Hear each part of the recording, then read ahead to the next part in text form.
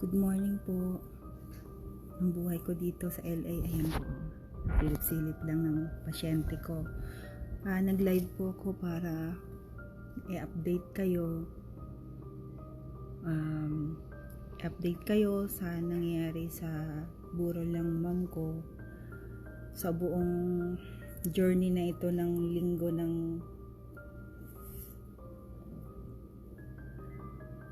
down part ng buhay ko is nandito lang po ako lagi sa sulok. Dito po sa sopa na to, sa sulok na to, tapat ko lang lagi ang laptop at saka cellphone ko. Humihingi lagi ng tulong sa mga kaibigan. And update ko po kayo sa mga nangyayari ngayon. Nagpaplano na yung mga family ko kung anong hindi po basta-basta ang mamatayan. Masakit na nga ang kalooban mo. Ang dami pang inaasikaso. Siyempre, marami pong pumupunta sa burol ng mama ko. Mag-offer ka ng mga konting kakainin nila. Pagkain ng family. Bilang panganay and breadwinner sa family, sinisingit ko talaga sa schedule ko. Habang nag-schedule, habang inaasikaso ko yung burol ng nanay ko, hindi ko pwedeng pabawian yung trabaho ko. Like, pasyente ko 92 years old na, lalakad-lakad pa dun sa labas. So kahit na sobra pong nanghihina ang kalooban ko at nanghihina pati katawan ko dahil hindi na wala naman po ako gana kumain. So pinipilit kong maging focus. May konting mga palpak ako sa work, like sa mga imbes na ang date is August, nalalagay ko June. Kahapon dahil alas 2 na ako nakatulog dahil kailangan ko asikusuhin yung family ko. Dahil ingat na ingat po kami ngayon sa budget na hindi maapektuhan yung future namin, yung anak namin, mga bata, pamangkin. Hindi maapektuhan yung savings, yung trabaho, yung magiging sweldo namin. So, talagang maingat po kami kung maaari lang makatipid. So, may mga nagkusang mga kaibigan, mga katrabaho ko sa showbiz, nagdadala sila ng mga biskwit sa burol. At yun po yung nagiging kahit papano na sa mga dumadalaw may na-offer kami. At syempre, yung mga bata din na naiwan ng mama ko. Ingat na ingat kami sa budget. So, bawat punta ng mga magbibisita, sila pa minsan magdadala ng mga pagkain. Yung mga kaibigan namin na nakakaluwag naman, na nagmamahal sa akin, kahit pa paano, naihatid nila sa burol. At nagpapasalamat ako sa iyo, Kat. Hindi mo kami pinababayaan, mga kaibigan mo. And nakasurvive kami ng mga ilang araw. So itong burol, pinaka-last na bukas, pinagpaplanuhan namin kasi hindi po talaga namin makontrol kasi ang mama ko ang plano lang po talaga, kami lang talaga ang nasa libingan, yung maghahatid sa mama ko, plano talaga kami lang, mga kapatid ko, pamangkin, dalawa lang naman yung kapatid ko nasa Pilipinas, pamangkin, yun po talaga ang plano. Kasi iniisip namin pandemic naman eh, pero napansin po namin talagang ang mama ko kasi masyadong friendly. Yun eh, ang hilig pa po nun kumuha ng duty dun sa mga barangay. Gusto niya meron siyang tungkulin sa barangay kahit pa doon sa Bahay Toro. So diyan sa Mabilog, sa Kulyat, sumasali po talaga yan sa mga mga officer diyan sa barangay. So hindi naman po namin makontrol talaga yung mga taong nagmamahal sa mama ko. Nababalitaan ko nga po talagang 5 lang pwedeng pumunta sa sa burol. Yung mga nagmamahal sa nanay ko, nagmamahal sa akin, kahit umuulan, nakapila sila dyan sa St. Peter. Yung guard nga nasi-stress na. Kasi siyempre dapat kailangan pa rin maging maingat dahil yung kailangan sundin yung rules na social distancing. Tapos para lang makapasok yung limang yon na limit lang, tinatago namin yung mga bata sa kusina para makapasok yung mga bisita. So hirap pong kontrolin kung ang mama mo is napaka-friendly. Meron siyang mga best friend. So nagpaplano kami ngayon. Yun din ulit po, yung lahat ng plano na kami-kami lang talaga. Maraming ding maghahatid sa mama ko sa hulingantungan, sa libingan. Marami rin pong gustong sumama, mga kapitbahay. Hindi mo rin po makontrol kasi talagang gusto nilang mahatid yung mama ko. So ayun, nagiging problema naman namin ngayon sa sasakyan.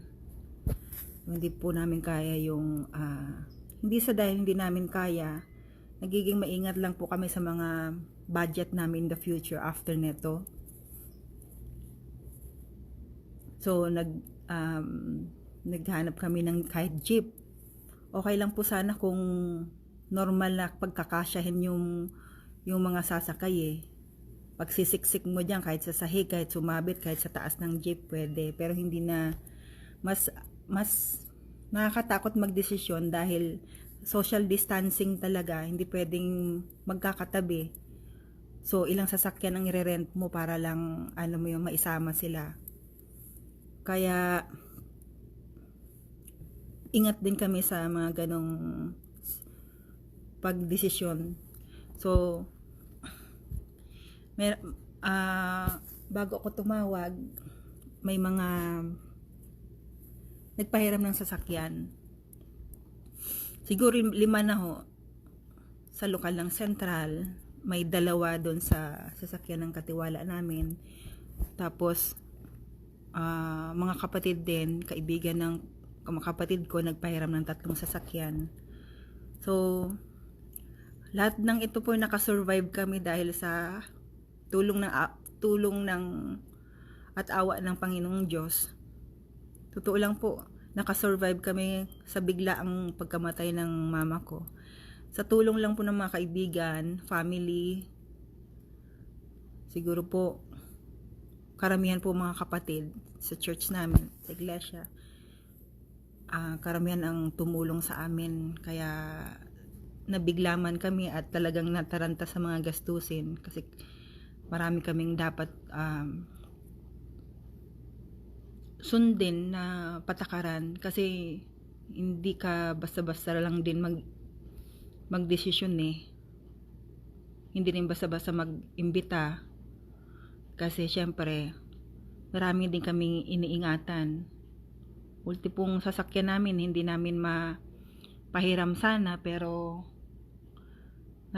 napilitan kaming servisan yung mga kapitbahay dahil intindihan naman namin walang pera yung mga tao ngayon.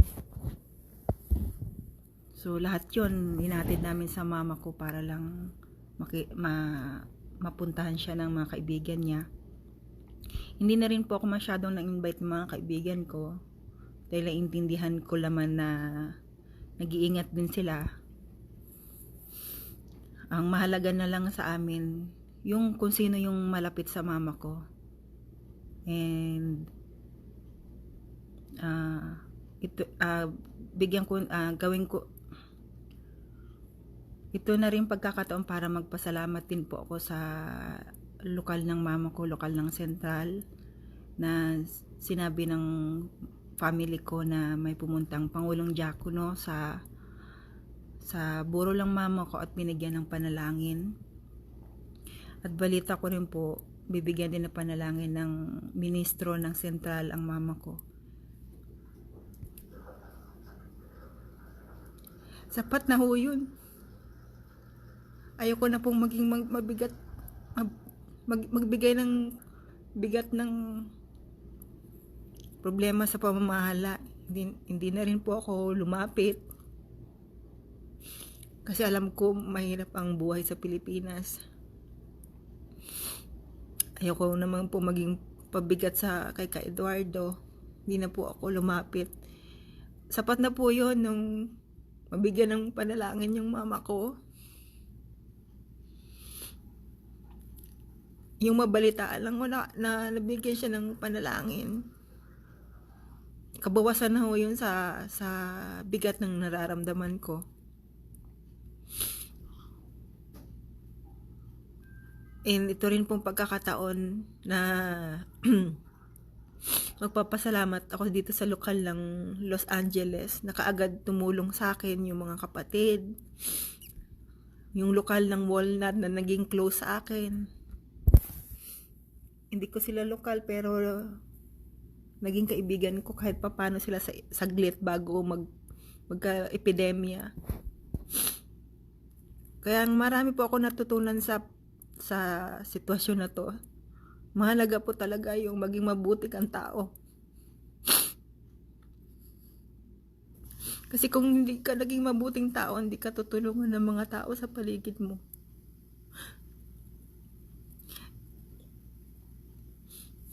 Pag may aktibidad do, sumasama ako. Marami akong nakikilala mga kapatid dito sa Los Angeles. Kaya isang lapit ko lang talaga sa kanila. Kaagad nila akong tinulungan.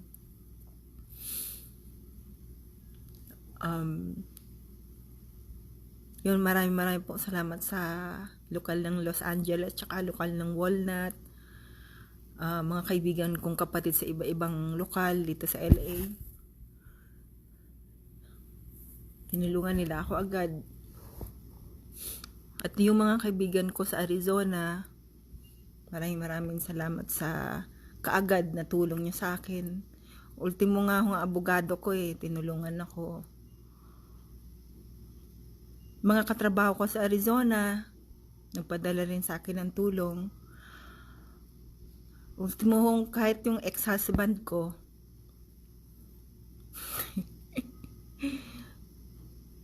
bumati nga ho sa akin ng condolence. Totoo lang, siya pang mas malaking nagpadala sa akin ng tulong. At yung family po ng mga Lopez,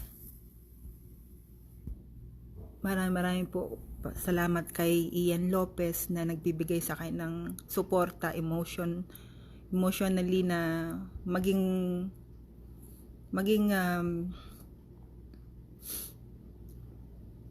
calm yung aking pag-iisip. Kasi kung hindi ako niya pinapayuhan na dapat kumain, hindi ako kakain. Hindi ako i-remind ng mga kaibigan kong na matulog, hindi ako matutulog. Yun, malaking tulong yung mga suportang emotional sa akin ng mga malapit sa akin. Family Lopez na tumulong sa akin. Ano pa, pasensya na yung mga maalala ko lang. Kailangan ko kasi buksan pa yung mga ang naalala ko lang nga po yung mga kaibigan ko.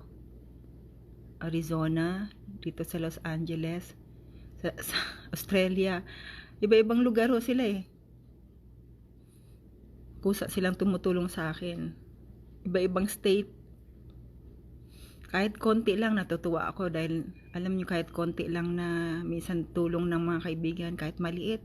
Ultimo nga 200 peso na binibigay sa akin, talagang siya sabi ko dagdag tulong sa akin yun. Kahit 200 lang, pinaka 200 peso na binigay sa akin ng isang kaibigan. Kasi talagang ina-appreciate ko yung mga tulong nila sa akin. Kasi yung 200 peso na yun, magiging pagkain na yun ng mga nasa burol, yung mga biskwit, malaking tulong na yung tubig. And dahil po sa mga tulong nyo, kahit papano, nagplano yung mga kapatid ko na magluto ng kahit papanong maayos na pagkain sa huling burol ng mama ko. So ngayon, at least, maibigay ko na sa pamilya ko yung gusto nilang kainin at pinaka meron pala yung pakainin mo pa yung mga bisitas before yung pasensya na, yung pinakahuling burol, paghahandaan mo yung mga bisita, and then ang plano magkaroon ng baon papunta dun sa magluluto ulit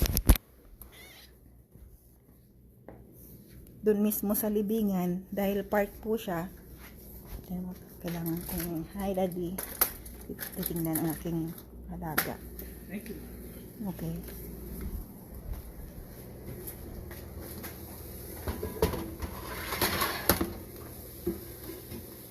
Ayan. Yan lang pong kaya kong kainin. Yung gusto ko lang pagkain. Ayan. Yan lang kaya kong kainin sa ngayon. Talagang yung madali ang luto lang ang kaya ko. Ang palaya. Yan lang kaya kong kainin sa ngayon. Hindi ako pwedeng magluto ng medyo mahirap lutuin. Dahil mahalaga sa akin yung oras. Dahil napakaikli ng panahon para sa burol lang nanay ko. Pasensya na sa mga hindi ko nabanggit na pinasalamatan, pero kilala nyo na kung sino kayo. Merong iba hindi naman po nagpakilala. Minsan magugulat ka na lang, nakareceive ako ng tulong na malaki, tapos hindi ko alam kung sino man kayo. Talagang maraming salamat sa lahat ng tulong nyo sa akin. Hindi ko na ina-expect na ganun po karaming nagmamahal sa akin.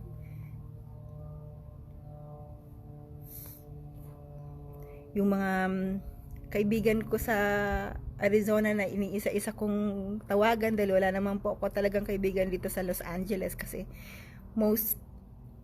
sa maraming taon na sa Arizona ako, doon po ako nagkaroon ng mga kaibigan. So pasalamat na lang po ako nandito, yung mga kapatid akong kahit papano na nakilala dito sa LA, sa Walnut. Hindi nila ako pinabayaan sa journey to. Yung mga classmate ko sa New Era, maraming salamat. Mga batchmate ko, yung mga hindi naman ko talaga classmate, ibang department sila, tumulong din sa akin.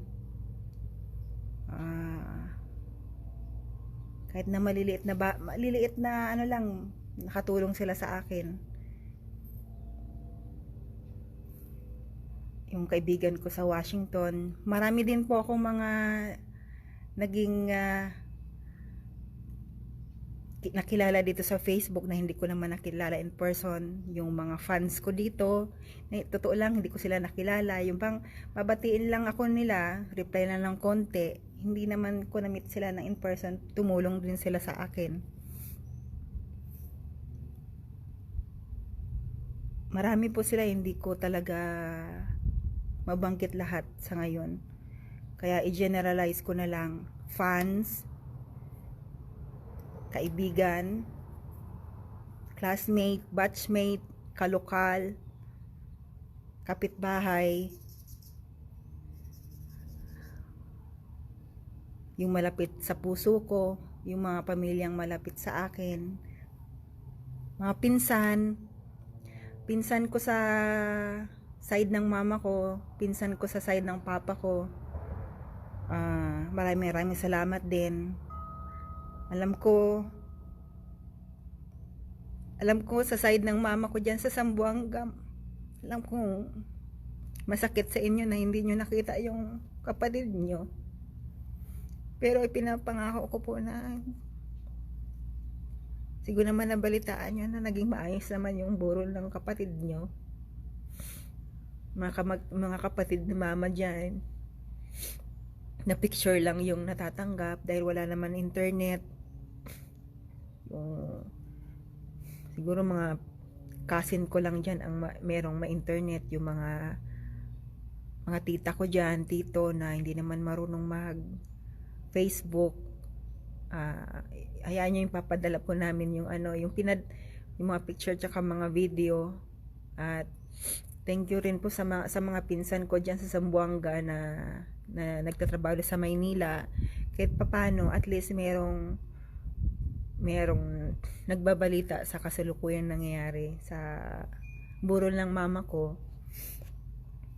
At sana naman maibalita na ginawa ko lahat para hindi po maging kawawa ang mama ko sa huling sandali. At sana po may mga pinsan ako na sasama sa Gethsemane the Garden Gethsemane Antipolo, para naman mabalita sa mga kapatid niya na kahit paano maganda, maayos yung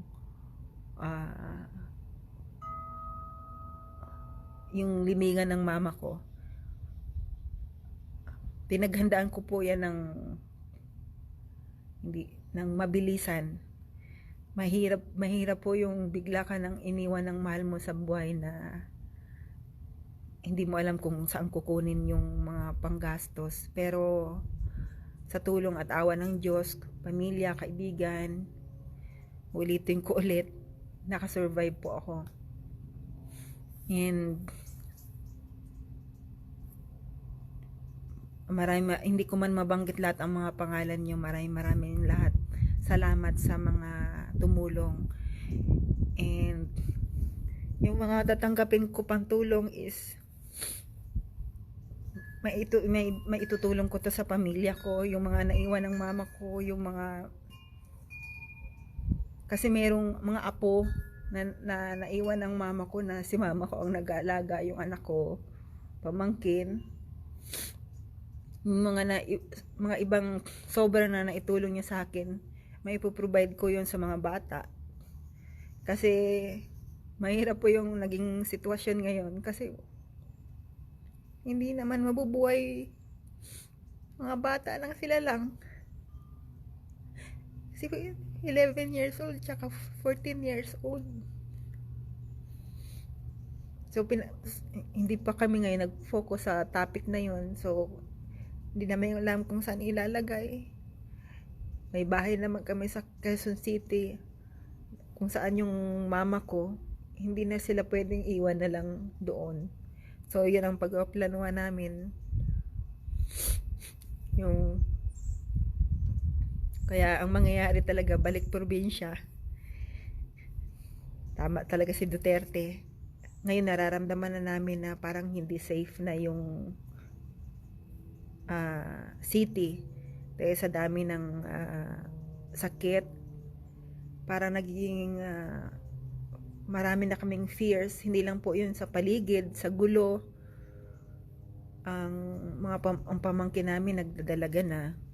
Natatakot para kami kasi ang mom ko, kaya kami kampante na iniwan yung mga anak namin sa mama ko dahil talaga yun, strict ho yun.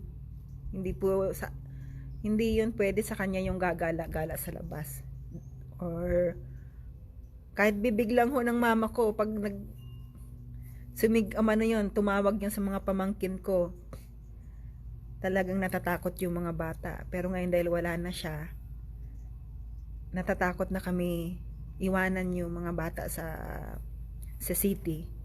Takot na kami sa paligid, takot pa kami sa Kaya we decided na sa province na lang. At alam ko pagdating doon, merong mga rules na naman na dapat sundin. Ang swab test ata mahal din. So lahat po yun pinag-iisipan namin ng mabuti, pinagpaplanuhan magkapatid.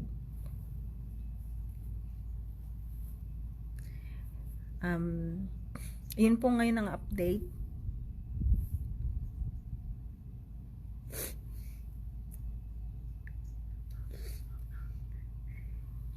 Sa sa sa pang lagi kong pinanalangin na maging panatag ako at hindi na ganun makakaramdam ng sakit. At nararamdaman ko yun na sa puso ko na hindi na masyadong masakit, hindi na ako yung parang iyak ng iyak. Yun lang yung yan na naman, hindi na ako iyak na iyak. Yun lang pag napagkakwentuhan lang namin yung mama ko. O kaya magagawa ako ng kwento about sa kanya, o kaya gagawa ako ng video, yan, may iyak ako, pero hindi na yung grabing sakit sa kalooban na hindi ka nakauwi, kasi talagang pinanalangin ko yun na alisin sa puso ko yung sama ng loob sa sitwasyon na wala naman akong kalaban-laman para mag-complain sa sitwasyon na to na hindi ka makauwi dahil wala ka naman dapat sisihin, di po ba? So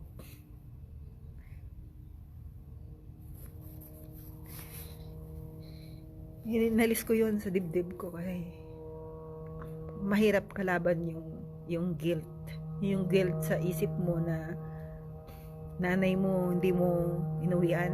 Mahirap po yun kalabanin. Kasi hindi ko naman maaabutan kung ma-quarantine ka ng 14 days o kahit pa 5 days. Hindi talaga kasi meron kang isa na alang-alang na pagbalik mo dito wala ka ng trabaho. Dahil hindi pwede akong mawalan ng trabaho dahil breadwinner ako sa lahat. So lahat yun talagang hinarap ko, yung emosyon na yun, yung guilt na alam ko hindi lang naman ako ang nakakaramdam nito. Alam ko marami sa inyo nakakaranas nito. Maswerte pa rin ako kasi hindi sinunog yung nanay ko, hindi nagka-COVID. Mas masakit pa ang nararanasan ng ibang tao kaysa sa nararanasan ko ngayon. Kaya yun po yung lagi kong pinanalangin sa Diyos na maalis sa isip ko yung nararamdaman ko, yung guilt, yung regrets. Sana mailis sa isip ko yung ganun. Matanggap ko na gaya ng mga payo ng mga kapatid sa akin. Matanggap ko na ganito lang talaga ang buhay natin.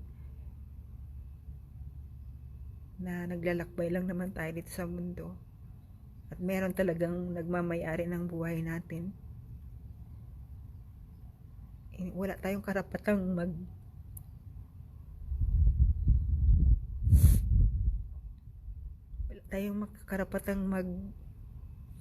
reklamo o mag-complain na kinuha sa atin yung mga mahal natin sa buhay, kasi hindi naman talaga tayo ang may-ari ng buhay natin Hindi lang din pera ang solusyon para makipag-agawan tayo sa Diyos. Ginawa ko na for 2 years yun, kahit na nga walang matira sa akin gagawin ko para lamang buhay yung mama ko.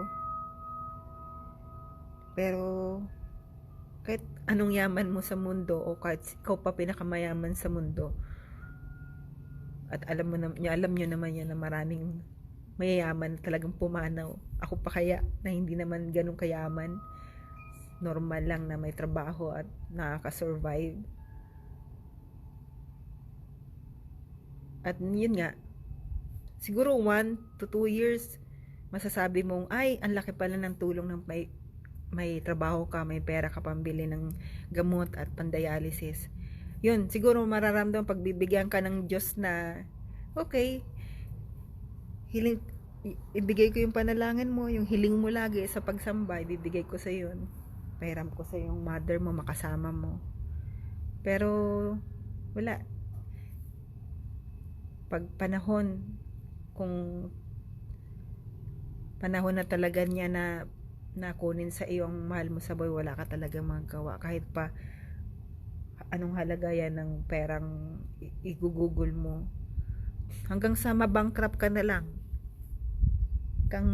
Hanggang walang wala ka na. Bibigay mo lahat.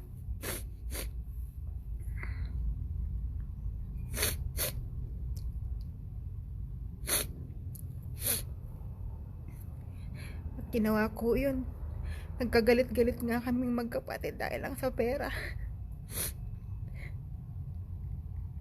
Pero para lang hindi kami mag-away eh. Tumahimik na lang ako, hindi na ako nagsalita. Inako ko na lang lahat. Inunawa ko na lang lahat na mas nakakaangat ako, nandito ako. Tinipid ko yung sarili ko. Nagluluto lang ako, gulay lang kinakain to, talbos. Titipid ko sarili ko para makabigay ako every week. Imagine yung dialysis 3 times a week. Para wala na akong sakit na maririnig sa pamilya kapag nanghihingi ako ng pera. Paano tinutulungan naman ako mga kapatid ko, pero talagang dumarating sa point na hindi kami nagkakaintindihan kasi dahil sa gipit nga. And malungkot ho yung ganun, yung bang dahil wala na tayong mai-provide, nagkakasamaan na ng loob. Pero alam ko naman na mahal nila yung mama ko, kaya sinarili ko na lang kung ano yung mga kaya ko.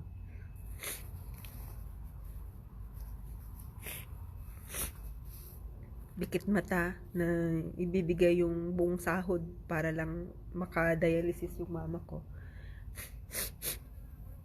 Pero it's not enough yung pagsusumikat.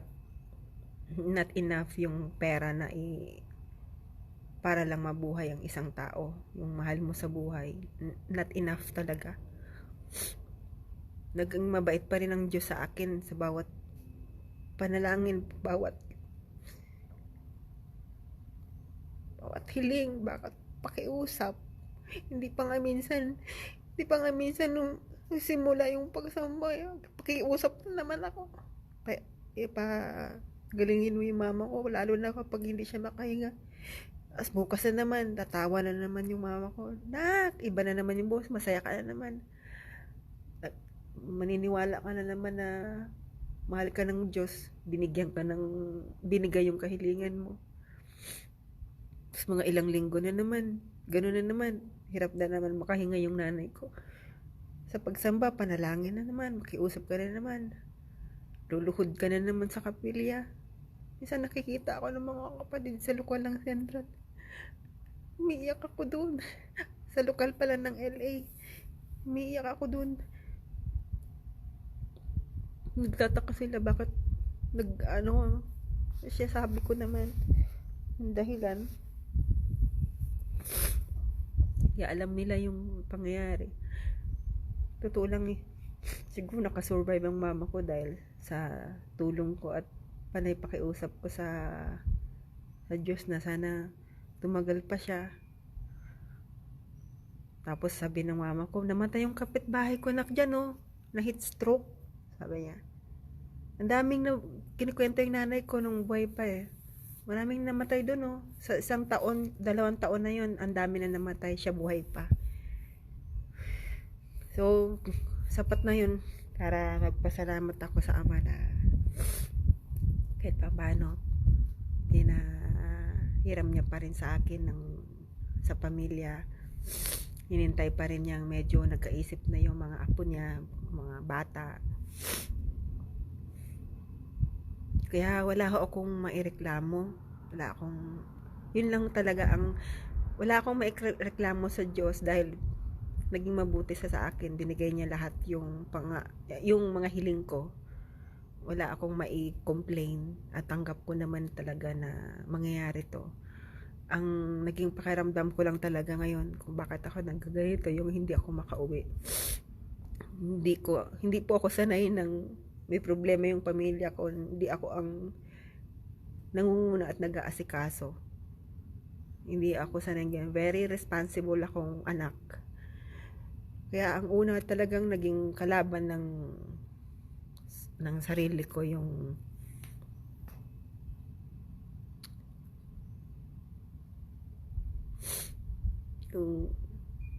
hindi mo siya nasilip, hindi mo nagawang umuwi. Yun yung mga hinanakit ko talaga sa una sa sarili ko na bakit hindi mo magawa. Dahil sa sitwasyon ho ngayon, naiintindihan naman siguro ng mama ko yun. Sitwasyon ngayon na hindi mo rin siya maabutan. Yun ba, pinanalangin ko na lang na maalis sa puso ko yun, sa isip ko yung sinisisi ko yung sarili ko. Kasi yun ang una talagang pakiramdam, yung sinisisi mo yung sarili mo, yung hindi mo siya naagapan agad, kahit na ginawa mo namang kausapin siya na pumunta ng hospital. Pinag-usapan namin lahat na magpa-schedule na, kasi nga sabi ng doktor ililipat na lagyan ng fistula yung braso niya. Ang huli naming pinag-usapan is magpa-schedule na at 50,000 daw yun, and dapat sa private na kasi wala ng PhilHealth. Nag-agree ako agad at yun ang huling plano. Pero siguro nakita ng mama ko na naawaan rin siya siguro sa akin. Hindi na siya gumising. Siguro napapagod na talaga. Ako nga, na-hospital lang ako isang beses. Kinapos lang ako ng hininga, takot na takot ako. Pagod na pagod yung katawan ko. Yun pa kayang 2 years kang ganun. Siguro talaga napagod na yung katawan niya. So, binigay na ng Diyos sa kanya yung lagi niyang sinasabi. Dahil sabi naman niya, huli niyang sinabi is, wala naman ako, ano bang ginawa akong kasalanan sa Diyos, sabi niya. Na bakit nahihirapan akong huminga? Hindi naman ako mamamatay-matay. Siguro pinanalangin na lang din niya na gusto niya na magpahinga. O yun. Hello mga kapatid. Hello mga kaibigan ko dyan.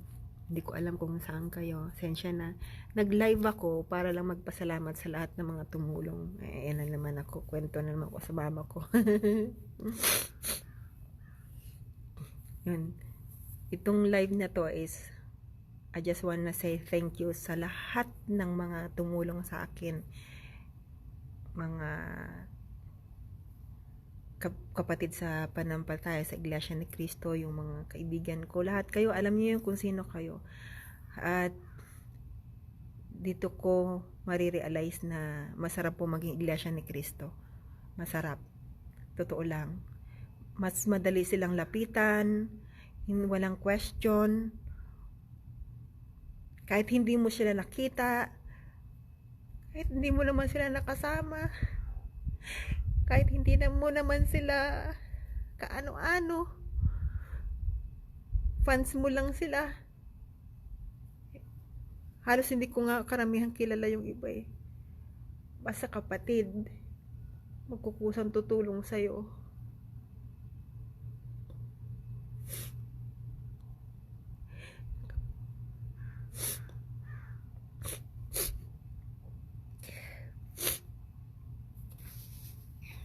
Ayun. Kaya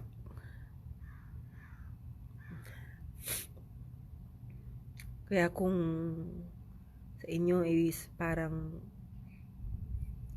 mahirap maging kaanindag ng Iglesia ni Cristo, hindi po totoo yun. Basta marunong lang kayong sumunod, maging mabuting tao lang kayo, mas masarap maging Iglesia ni Cristo. Basta sumusunod lang kayo sa pamamahala. Pag sumusunod kayo sa pamamahala at sumasamba kayo lagi at mananampalataya kayo, mamahalin din kayo ng mga kapatid. Tandaan nyo yan. Kasi ako, Kung ano mang nakaraan ko, tanggap ako ng mga kapatid. Sa pinapakita mo lang na binago mo yung buhay mo. Kahit minsan ang mga tao, parang ang tingin sa'yo mababa, pero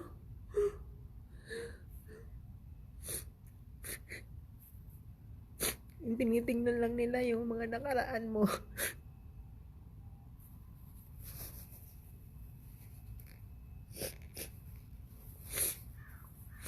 Pero iba yung mga kapatid, pag nakikita ka nilang naging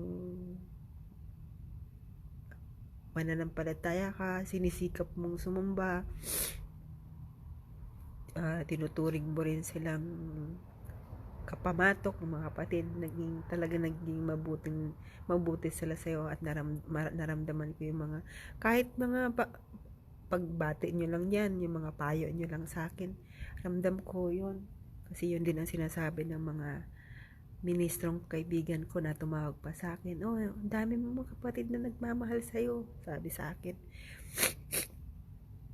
Sabi ko nga po hindi ko mabilang, hindi ko mga kilala, pero maramdam mong ang laki ng pamilya mo. Yung ganun pong pakiramdam, yung alam mong nag-iisa ka. Totoo lang Tignan naman yung lugar ko. Mas squirrel pa. Yan lang ang lugar ko. Nag-iisa. Kasama matanda. Pero pag iglesia ka ni Kristo, hindi ka nag-iisa. Ang laki talaga ng pamilya mo. Marami kang kapatid. And marami akong natutunan sa sitwasyon na to. Na maging mabuting tao ka lang. Maraming tutulong sa'yo. Maraming magmamahal sa'yo.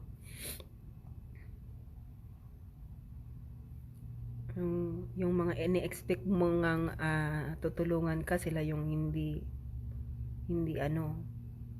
kung sino pa yung kadugo mo na may kakayanan sa buhay, yun pa yung mga yung hindi ka tutulungan at hindi ka pinapansin.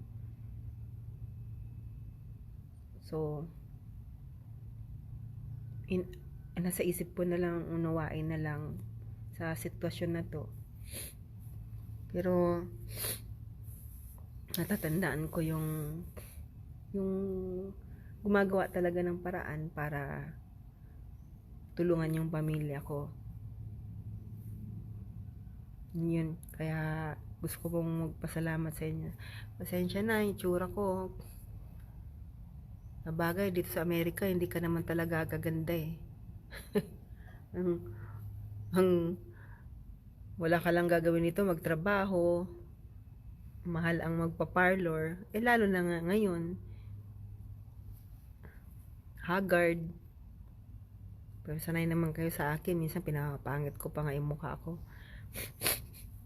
Sige guys, just wanna say thank you again, and balitaan ko po kayo sa mga pangyayari, and paano naging magaan ng pakiramdam, at huling buro lang ng nanay ko to, and mamaya day off ko, magpupuyat ako at kailangan malayo man ako.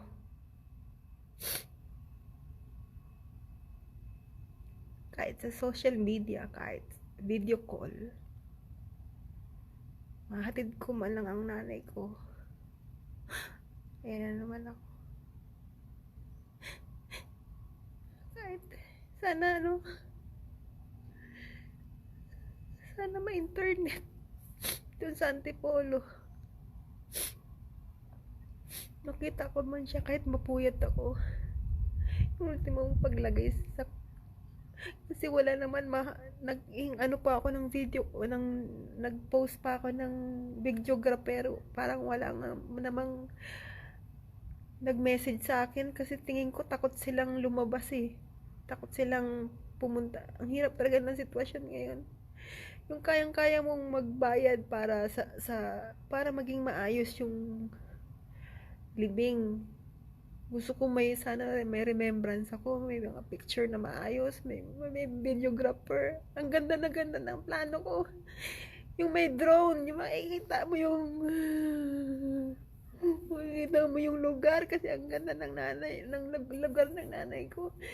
Yun yung mga ganung plano na hindi mo makuha kasi mga tao takot lumabas.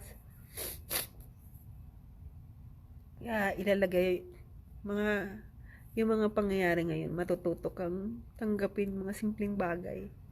Tanggapin mo yung simpleng picture lang na kuha, video na yun, naset na sa isip ko yun. Hindi na natin nalang hilingin yung bonggang video na yan. Kasi marami din takot. Yeah. Yun lang talagang hindi namin kaya ngayon, yung makontrol yung maghahatid sa mama ko. Kailangan namin ng sasakyan. So maraming may kahit pa paano may mga tao magpahiram. Kaya bukas pinakahuli na is ibigay ko yung kailangan ng mga kapatid ko kahit pa paano maging masaya sila dahil alam ko napakalungkot para sa mga kapatid ko yun. Ibibigay ko yung gusto nila, kung ano nilang kainin, kung anong ibibigay ko yun. Ibibigay ko yung kung anong gusto nilang makain sa huli. Kasi alam ko sila makakita na mawala na yung mama ko. At kaya ako po maibibigay yung pangailangan na ng pagkain. Kasi marami talagang tumulong sa akin, and i-share ko po yun sa mga kapatid ko at sa mga bata. Hindi lang po sa burol. Kung ano yung sobra na yun, i-share ko sa mga kapatid ko yun. Para makabawas sa lungkot. Lalo na yung kapatid kong bunso. Sobrang lungkot. Hanggang ngayon, iyak siya ng iyak. Sige guys. I think this is enough para salamat sa mga nyo na nalalabo na naman yung mata ko. Nalalabo na naman mata ko sa hapde. Ito lang ayaw kong umiyak kasi namamaga yung mata ko. Hence masakit din ang ulo ko. Love you guys, and pasensya na kayo kung paulit-ulit akong humihingi ng pondo dahil ako lahat, sabagay ako naman lahat ang 90% na nagpo-provide ng pangailangan. Ganun po talaga ang panganay. Karamihan panganay. Kaway-kaway dyan yung mga panganay na inaako ang responsibilidad ng pamilya. Kaway. So, well, I don't know kung ano pang susunod kong mga pagsubok. Pero marami po akong natutunan sa pangyayaring ito.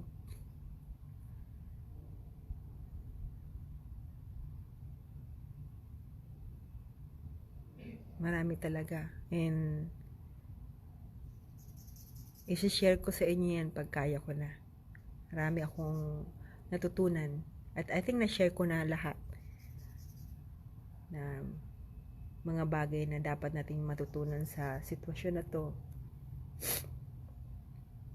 Kung paano tayo magdesisyon sa bawat desisyon natin na dapat pinag-iisipang mabuti alang-alang sa future at sa pamilya.